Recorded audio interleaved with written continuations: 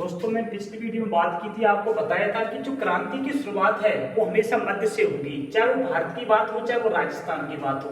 तो राजस्थान में दो स्थान आपको ध्यान रखने हैं। एक जो मध्य वाला जिला है राजस्थान का वो कौन सा है? अजमेर। अजमेर में एक स्थान पड़ता है कौन सा? नसीराबाद। तो नसीराबाद है और एक स्थान आपका पड़ता था यहाँ पर मेरवाड़ा। ये मेरवाड़ा भी कहाँ पड़ता था? अजमेर में। तो दोस्तों यहाँ देखो क्या घटना हुई। राजस्थान में सूत्रपात कहां से हुआ और किस बटालियन ने किया, ये बहुत इंपॉर्टेंट। यहाँ से हर बार कोई ना कोई क्वेश्चन पुटअप होता है। तो राजस्थान के दो स्थान थे, कौन कौन से? एक तो था नसीराबाद और एक था कौन सा? मेरवाड़ा। तो दोस्तों ध्यान रखना, इस मेरवाड़ा पर जो अंग्रेजों ने एक बटालियन तैनात की थी, कौन सी? 15 BNI। 15 BNI एक सैनिक टुकड़ी का नाम था। और BNI की अगर हम विस्तार से बात करें तो बी से आप एक शब्द बनाना बंगाल, नए से एक शब्द बनाना नेटिव और आई से एक शब्द बनाना इन्फेंट्री। यानी 15 बंगाल नेटिव इन्फेंट्री जो सैनिक टुकड़ी थी वो कहां तैनात थी? मेरवाड़ा में। और जो नसीराबाद में एक सैनिक टुकड़ी तैनात थी, उस सैनिक टुकड़ी का नाम था 15 BNI। यानी 30 BNI बंगाल नेटिव इन्फेंट्री जो तैनात थी वो कहां थी? नसीराबाद में। और मेरवाड़ा में जो बंगाल नेटिव इन्फेंट्री थी वो कौन सी थी? 15। अब दोस्तों इसमें क्या हुआ, इस 15 BNI में इंडियन लोगों की अधिकता अधिक थी, यानी हिंदू लोग और भारतीय लोग अधिक थे, जिस पर जॉर्ज पैट्रिक लॉरेंस को चिंता सताने लगी। क्योंकि यहाँ मेरवाड़ा अजमेर में क्या होता था, सरकारी खजाना रखा होता था अंग्रेजों का। अंग्रेजों को क्या रखा होता था? सरकारी खजाना, यानी उनका गोला बारूद, उनका हथियार, सरकारी खजाना कहाँ रखा होता था? मेरवाड़ा अजमेर में। और यहाँ कौन सी बटालियन थी? 15 BNI। और 15 BNI में किस लोगों का अधिकता थी? हिंदू लोगों की, इंडियन लोगों की। तो जो जॉर्ज पैट्रिक लॉरेंस था, राजस्थान का जो एजीजे था, उसको टेंशन सताने लगी कि अगर इस 15 BNI ने यहाँ विद्रोह कर दिया तो फिर उनकी टेंशन ज्यादा हो जाएगी। क्योंकि अगर वो यहाँ विद्रोह करेंगे तो किसको खतरा हो जाएगा? सरकारी खजाने को। तो उसने क्या किया, इस 15 BNI का ट्रांसफर किया कहां पर? नसीराबाद। और इस 30 BNI का ट्रांसफर कर दिया कहां पर? मेरवाड़ा अजमेर। यानी दोनों बटालियनों का अदला बदला कर दिया। किसने? जॉर्ज पैट्रिक लॉरेंस ने, जो इस समय राजस्थान का कौन था? एजीजे। राजस्थान का एजीजे कौन था? George Patrick Lawrence. तो उस व्यक्ति ने क्या किया, इस 15 BNI को तो बुला लिया कहां पर? नसीराबाद। और इस 30 BNI को पहुंचा दिया कहां पर? मेरवाड़ा अजमेर। तो अब ये नसीराबाद आ जाते हैं कौन से व्यक्ति? 15 BNI यानी बंगाल नेटिव इन्फेंट्री। अब अचानक किसी सैनिक का ट्रांसफर कर दिया जाए, स्थानांतरण कर दिया जाए, तो सैनिक तो सवाल पूछेंगे। तो उन्होंने यहाँ उनका एक सैनिक अधिकारी था, और उस अधिकारी को दोस्तों ध्यान रखना, वो सैनिक अधिकारी था न्यूबरी। बहुत इंपॉर्टेंट, RS प्रीस से ये क्वेश्चन पुटअप हो चुका है कि कौन सा अंग्रेज अधिकारी था? न्यूबरी। तो जो 15 BNI के सैनिक थे, उन्होंने अपने अधिकारी से पूछा कि सर क्या हमारे ऊपर विश्वास नहीं था, जिससे कि हमारा ट्रांसफर कहां कर दिया गया? नसीराबाद में कर दिया। तो ये जो व्यक्ति था न्यूबरी, ये उनको संतुष्ट पूर्वक जवाब नहीं दे पाया। तो इस 15 BNI के सैनिकों ने क्या किया, इसको गोली मार दी। किस व्यक्ति को? न्यूबरी को। किस व्यक्ति को गोली मार दी गई? न्यूबरी को। किस बंगाल नेटिव इन्फेंट्री ने मारी? 15 BNI ने। और कहां मारी? नसीराबाद में। और दोस्तों ये दिन था 28 मई। दिन कितना था? 28 मई 1857। यानी राजस्थान में जो क्रांति का सूत्रपात होगा वो कब होगा? 28 मई 1857 को होगा। कहां से होगा? नसीराबाद से होगा। कौन सी बटालियन करेगी? 15 BNI बटालियन करेगी। और किस अंग्रेज अधिकारी को गोली मारी जाएगी? न्यूबरी को गोली मारी जाएगी। इसको गोली मारने के बाद जो विद्रोही सैनिक थे वो भागकर कहां जाएंगे? दिल्ली आ जाएंगे। दिल्ली आ गए कौन से सैनिक? यहाँ से विद्रोही सैनिक। और राजस्थान में 1857 की क्रांति का सूत्रपात कब होगा दोस्तों? 28 मई 1857 को। और कहां से होगा? नसीराबाद से होगा। किस बटालियन के द्वारा होगा? 15 BNI बटालियन के द्वारा होगा। तो ये क्वेश्चन बहुत इंपॉर्टेंट है कि राजस्थान में क्रांति की शुरुआत कब हुई? 28 मई को। भारत में क्रांति की शुरुआत कब हुई? 10 मई को। और भारत में 57 की क्रांति की व्यक्तिगत शुरुआत कब हुई?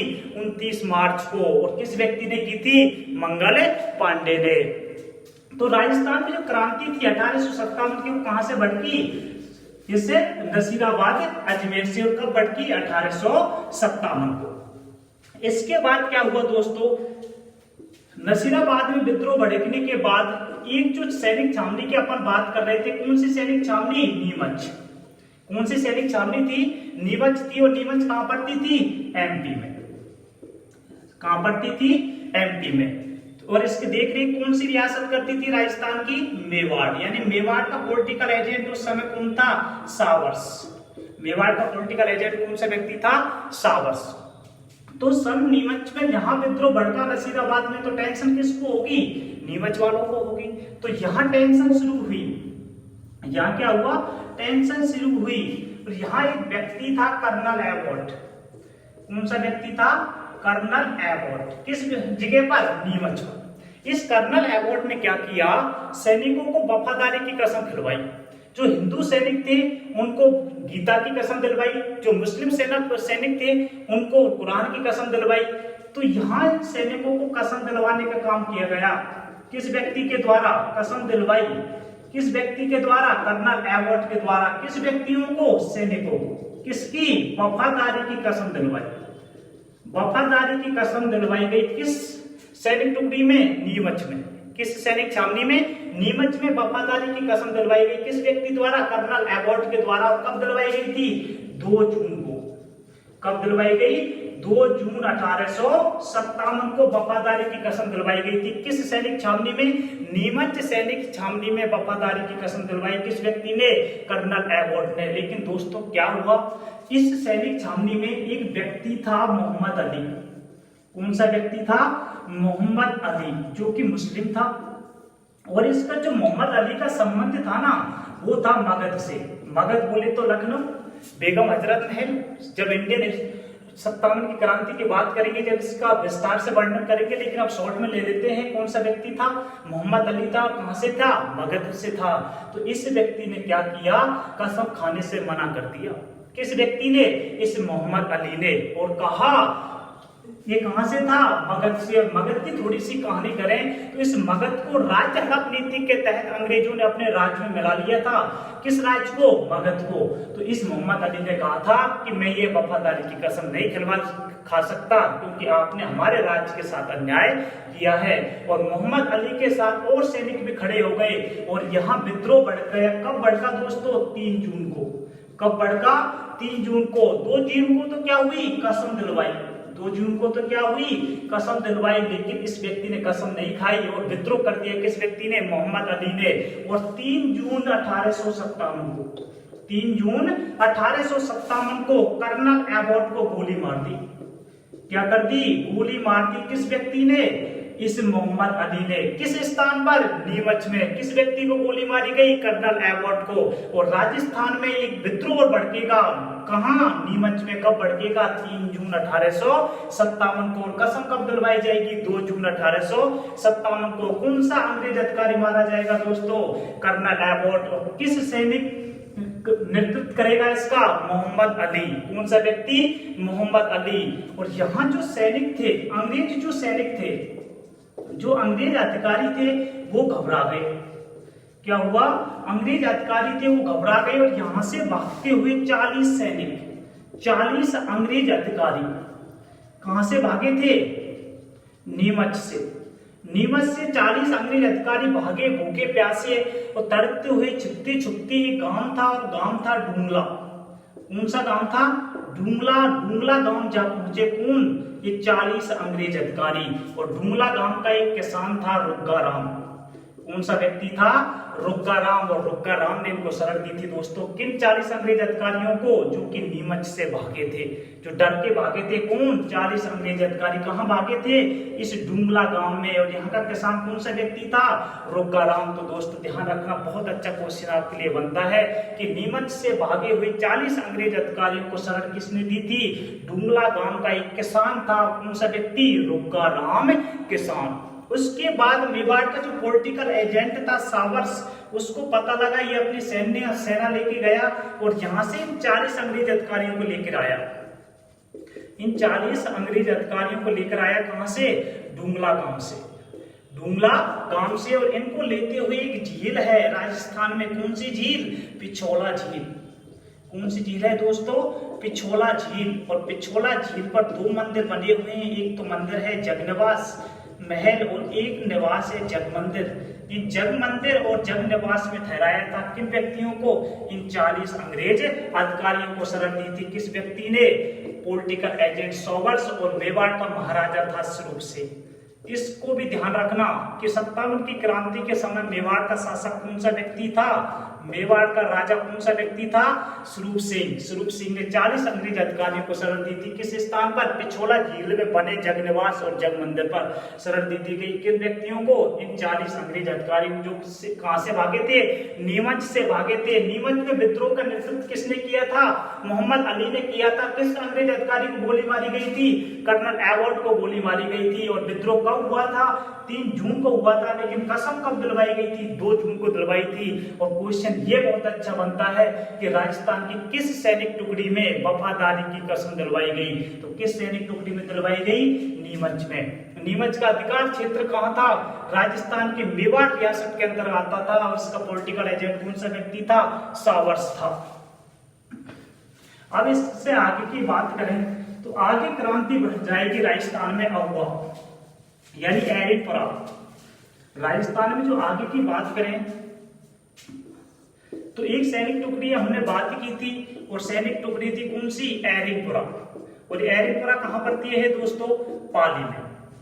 एरिनपुरा कहां पड़ती है दोस्तों? पाली में। और यहां विद्रोह की शुरुआत होगी 23 अगस्त को। विद्रोह कब होगा यहाँ पर? 23 अगस्त 1857 को।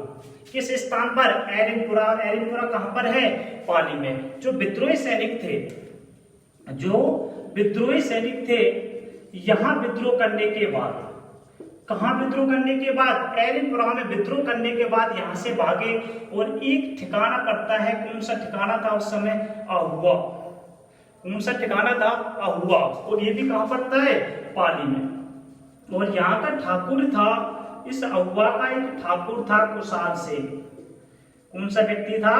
कुशाल सिंह। इस कुशाल सिंह ने क्या किया? विद्रोही सैनिकों को शरण दे दी। विद्रोही सैनिकों को शरण दी थी किस व्यक्ति ने? कुशाल सिंह ने। किस व्यक्ति ने? कुशाल सिंह ने। जब इस व्यक्ति ने इसको शरण दी तो अंग्रेजों को दुश्मन तो यही हो जाएगा। एरिनपुरा किस रियासत के अंतर्गत आता है? मारवाड़ के। किसके अंतर्गत आता है? मारवाड़ के। और मारवाड़ का पॉलिटिकल एजेंट उस समय कौन सा व्यक्ति था दोस्तों? मैकमोसन। कौन सा व्यक्ति? मैकमोसन यहाँ का पॉलिटिकल एजेंट था। पॉलिटिकल एजेंट बोले तो पीए। पॉलिटिकल एजेंट बोले तो पीए यानी पॉलिटिकल एजेंट मारवाड़ का कौन था? मैकमोसन। शरण किस व्यक्ति ने दी थी? कुशाल सिंह ने। कहां से भागे थे? नीमच एरिनपुरा से। और कहां जाकर शरण दी थी? अहुआ में। और इन्होंने एक नारा दिया था और ये नारा बहुत इंपॉर्टेंट है। एरिनपुरा छावनी में एक नारा दिया गया था, चलो दिल्ली। कौन सा नारा दिया गया था दोस्तों? चलो दिल्ली मारो फिरंगी। चलो दिल्ली मारो फिरंगी का नारा दिया गया था। किस सैनिक टुकड़ी में? किस सैनिक छावनी में? एरिनपुरा पाली सैनिक छावनी में एक नारा दिया गया था, चलो दिल्ली मारो फिरंगी। कहां दिया गया था? एरिनपुरा में। शरण किस व्यक्ति ने दी थी? कुशाल सिंह ने दी थी। अब जो वो था यहाँ का एजीजी था जॉर्ज पैट्रिक लॉरेंस ने मैकमोसन के पास सेना भेजी। और मैकमोसन उस समय चिट्ठी लिखेगा किसको? मारवाड़ के शासक तख्त सिंह को। मारवाड़ का राजा उस समय कौन था? तख्त सिंह। मारवाड़ का शासक यानी मारवाड़ का राजा कौन था? तख्त सिंह। और तख्त सिंह का एक सेनापति था, ये बहुत इंपॉर्टेंट आपके लिए है। और उस सेनापति का नाम था ओनार सिंह। कौन सा व्यक्ति? ओनार सिंह। यानी मेवाड़ मारवाड़ का शासक कौन सा व्यक्ति? तख्त सिंह।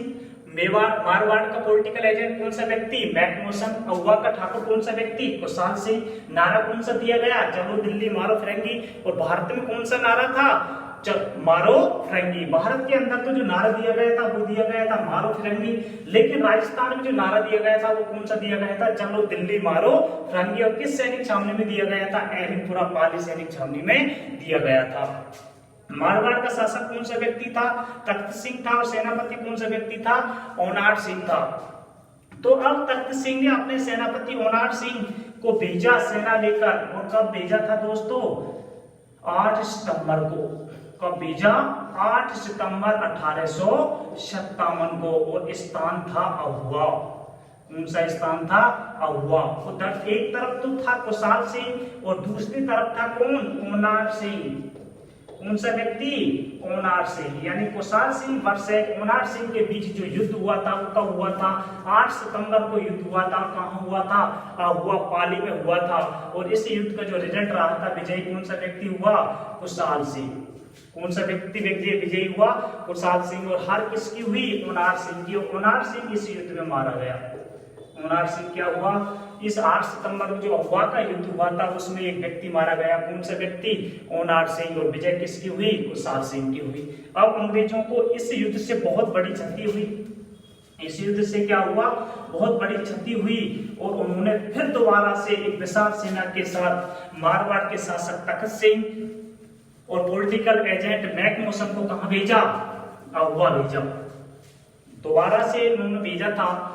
एक तो मैकमोसन था पॉलिटिकल एजेंट मैकमोसन, इसके साथ मारवाड़ का शासक था तखत सिंह।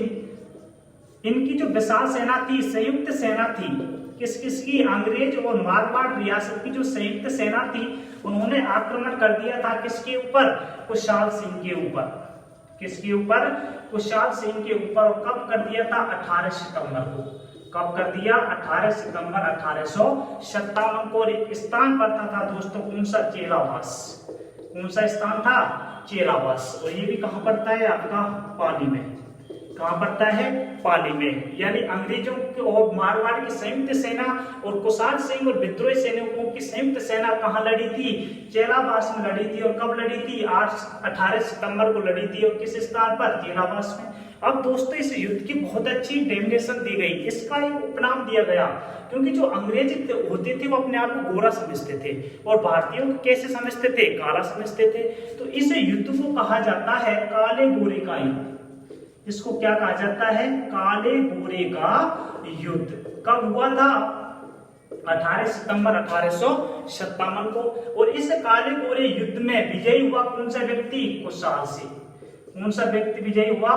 कुशाल सिंह हुआ। और यहाँ का पॉलिटिकल एजेंट था कौन सा व्यक्ति? मैकमोसन। इसके सिर को काट लिया गया। सिर को काटकर, किस व्यक्ति के सिर को काटकर? मारवाड़ के पॉलिटिकल एजेंट मैकमोसन के सिर को काटकर कहां लटका दिया गया? अहुआ के किले पर। अहुआ के किले पर। अहुआ के किले के दरवाजे पर लटका दिया गया। किस व्यक्ति को? मैकमोसन के कटे हुए सिर को। मैकमोसन के सिर को कहां लटकाया? अहुआ के किले के सामने लगा दिया। किस व्यक्ति ने? कुशाल सिंह ने। किस पॉलिटिकल एजेंट को? मैकमोसन को। तो क्वेश्चन बहुत अच्छा बनता है कि मारवाड़ के पॉलिटिकल एजेंट मैकमोसन का सिर काटकर किस किले के सामने लटकाया गया? तो दोस्तों किस किले के सामने लटकाया गया? अहुआ के किले के सामने लटकाया गया। और विजयी कौन सा व्यक्ति हुआ? कुशाल सिंह हुआ। विजयी कौन सा व्यक्ति हुआ? कुशाल सिंह हुआ। तो दोस्तों यहाँ से एक दो क्वेश्चन और बनते हैं। कुशाल सिंह की जो एक माता थी जिसका भक्त बताया जाता है, कौन सी माता? सुगाली माता। कौन सी माता? सुगाली माता। और इस सुगाली माता को कहा जाता है 1857 की क्रांति की माता। 1857 की क्रांति की माता। किस माता को? सुगाली माता को। और इसका मंदिर कहाँ है? अहुआ पाली में। इसका मंदिर कहाँ है? अहुआ पाली में। कहा जाता है कि 57 की क्रांति के बाद अंग्रेजों ने इस मंदिर को नष्ट कर दिया। अब तो यहाँ केवल अवशेष बाकी है और कुछ यहाँ अवशेष बाकी नहीं है। इस तरह राजस्थान में एरनपुरा में भीषण विप्लव हुआ, भीषण क्रांति हुई। किस स्थान पर? एरनपुरा पाली में। जिसका मेन जो मुख्यधारा व्यक्ति था वो कौन सा था? कुशाल सिंह था। इसमें दो युद्ध याद रखने हैं। एक तो अहुआ का युद्ध 8 सितंबर को होगा। दूसरा जो युद्ध होगा वो होगा चेलावास का, जो कब होगा? 18 सितंबर को होगा। इसमें एक नारा लगेगा, चलो दिल्ली मारो फिरंगी। और इसकी जो 18 सितंबर